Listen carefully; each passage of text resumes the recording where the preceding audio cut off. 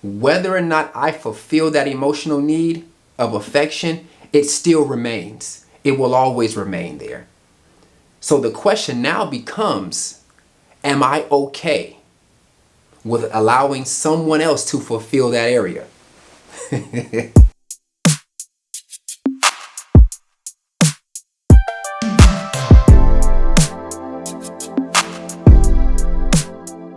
What's going on, family? Listen, before we get into the meat of our topic today as it pertains to affection and how to be more affectionate, I want to give you something that's for your consideration, something that I want you to internalize, and I want you to wrestle with it, and I want you to never forget it. And it's this: when affection in a relationship dwindles away, so does a relationship of fruitfulness, flourishing, and fulfillment. I'm gonna say that again, right? When affection in a relationship dwindles away, so does a relationship of fruitfulness, flourishing, and fulfillment. Because affection is one of the glues that holds relationships together. And when that is missing out of a relationship, then those who are in that relationship become unhappy. They're displeased, they're dissatisfied, right? They don't have a sense of fulfillment. And I think we have to remember that affection, some of you might not know this, affection is an important emotional need. That means we all need affection. We all need it, right? And some of you may be saying, nah, I don't need that. I don't have a need for that. And I want you to understand this: just because you have learned to live without it your whole life does not change the fact and the reality that affection is something that we all need. I'm not ignorant to the fact that us struggling in these areas could be due to traumatic experiences that have now altered our perspective on affection. But whatever it is, I want to ask you something that I seen Jesus ask the man who lay by the pool for 30 years. Do you want to be made well? Do you want to be made well? Yes, you may have valid reasons as to why you are how you are, as to why you've been the way you've been your whole life. But the question still stands: do you want to be better? So before I give you these keys to helping you become a more affectionate person, we have to tackle something that's so key, so critical, so consequential, because it's this right here. No matter the strategies, no matter the keys, no matter the tools that I give you, you won't be able to execute effectively if you don't have this area in line. And it's this: it's the mindset. And when we think of the mindset, the mind, we can experience it in two ways: a fixed mindset or a growth mindset, right? A fixed mindset in this situation would say this: I am who I am. I've always been this way. I will always be this way. But what we want to do is we want to move from that mindset. Because the only way we're going to be able to execute what I'm going to give you is moving from a fixed mindset to a growth mindset. A growth mindset that says, listen, I am aware of where I am. I struggle here. I'm weak in this area. I need to improve in this area. But I also recognize and realize that this here, being affectionate, is a learned behavior. That means there's room for me to get better. There's room for me to become more affectionate. And that's the mindset that I want us to move to as we work through what I'm going to give you. And so here's the first thing: be coachable. Be coachable. And in order to be coachable, we have to have a level of humility. That's number one. The second thing, we have to have a level of emotional intelligence. Why? Because, man, this is so key, because you need emotional intelligence in order to be able to hear about you and not be quick to defend you.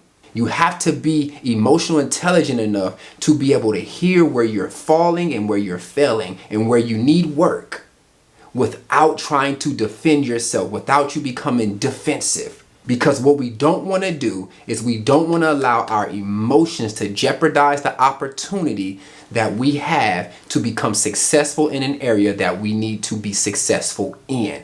So while you're being coachable, you have to be able to put yourself in their shoes, to seek to understand. You have to be able to gather all the information you need. You need to be able to identify what is their definition of affection. You have to be clear on that. You have to be clear on how they want it, when they want it, where they want it. Why is this important? You have to know and you have to be able to define what affection means for them. Because we sometimes make the mistake to try to give people what we want to give them. We want to give them things that speak to us emotionally, things that we would want someone to give us, but it doesn't speak to them. So we have to be careful about that. And listen, I'm all for educating yourself. I'm all about getting strategies. I'm all about podcasts, YouTube, books. I'm all about websites. Get what you need. Get the tools that you need. I'm all for that. I'm all for getting a coach. I'm a coach. I coach individuals and I know the benefit of coaching. But I also understand this, that sometimes the most effective way to be able to navigate through emotional and relational issues is not on a website. It's not on a homepage, but it's in the home. I'm saying that you have to be willing to be coached by the one who has the complaint and the concern. So key, because they are the ones who can give you the unique information that you need to be successful in pleasing them. Number 2, be committed. Now you may be saying, okay, be committed. What do you mean by that? I am committed in this relationship. No. Be committed to making what they desire, what they have communicated and articulated to you, a habit. Be committed to applying all of the information that you have gathered to that relationship. Be committed to that. And I'm going to tell you like this. Let me forewarn you right now. When you engage in this here, it's not going to feel normal. It's not going to feel normal at all. It's going to feel rigid. It's going to feel mechanical. It's going to feel awkward. But I'm telling you this. I want you to remain committed to it. Be committed to show up and apply everything that you've learned while waiting for your feelings to catch up. Now, I remember when I was in a relationship, I remember before I got married, early on in my relationship, I became aware of some things, right? I realized and recognized that there were some things that I had to be extremely intentional about in these areas that I wanted to be better in. And so my extreme execution looked like this. I would set alarms. I would have alarms on my phone that said, okay, be affirming, compliment, express how you're feeling inside. Don't just think it, express it. And so listen, some of you may be saying it don't take all of that. And I'm going to tell you right now, you got to be honest enough to say it might not take all of that for anybody else, but for me, it takes all of that. And that's what I had to wrestle through. That's what it took for me to be successful in the areas that I needed to be successful in. I could have easily said, Man, I shouldn't have to do all of that. I shouldn't have to change. You met me this way. Why should I have to do all of that? Just be okay with knowing this is just who I am and how I am. But I'm going to tell you like this. I could have did that. I could have ignored doing the appropriate and putting in the appropriate effort. But watch this. This is the truth that I want you to remember.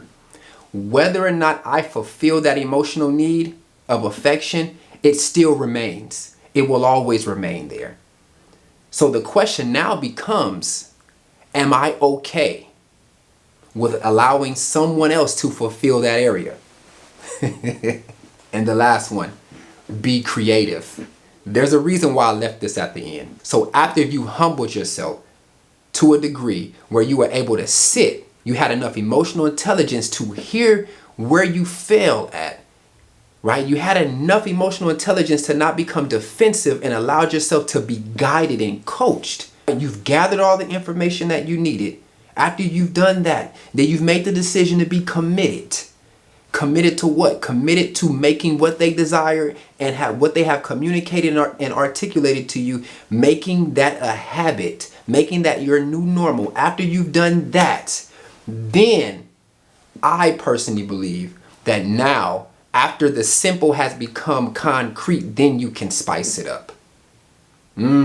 Because watch this, you don't want to run the risk of doing this, being overly consumed with the extras, being so creative and trying to spice up and think of new ways to do things and miss the mark.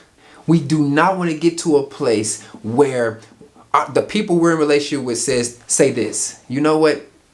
I really loved the million roses. I really loved the plane flying over and spelling my name and saying you love me. I really enjoy the material things. I really love the luxurious and romantic dinners. I really loved all of that. That was great, babe.